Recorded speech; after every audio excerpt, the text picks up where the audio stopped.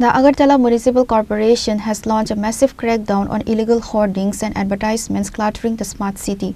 On Saturday, a dedicated task force from the AMC Central Zone conducted a clean-up operation in the Ramnagar and Kerchomni areas, removing unauthorized flexes, festoons and permanent structures. The Central Zone Task Force was particularly active in the Kerchomni area, where a large number of illegal flexes and festoons were dismantled and seized.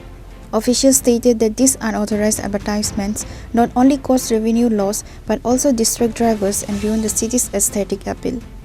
Actually, আমরা পুরনগ্রামের central জোনের অধীনে যতগুলো unauthorised banner এবং hoarding আছে সবগুলোকে আমরা remove করছি, কারণ আপনারা দেখবেন অনেকগুলো হোর্ডিংয়ের পারমিশন নেওয়া হয়নি এবং পুরো রাস্তায় যেখানে ওনারা পারমিশন নিয়েছেন ওখানেও লাগিয়েছেন এবং যেখানে নেননি ওখানেও লাগিয়েছেন।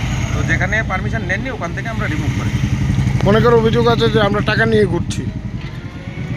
এরকম ব্যাপারটা না, অ্যাকচুয়ালি পারমিশন দেওয়া হয়েছে, কিন্তু 25-26 অর্থ বছরে, এটা আজকে ফেব্রুয়ারি মাস অলমোস্ট চলে এসছে, জানুয়ারির আজকে 31 তারিখ, কিন্তু এখন পর্যন্ত ওনারা লাস্ট পেমেন্ট করেননি। মানে আপনি ধরতে গেলে লাস্ট এপ্রিল থেকে জানুয়ারি পর্যন্ত টাকা পেমেন্ট হয়নি। তার জন্য আমরা নোটিশ ইস্যু করেছিলাম, কিন্তু কোনো সদুত্তর পাইনি, তাই আমরা খুলে নিচ্ছি।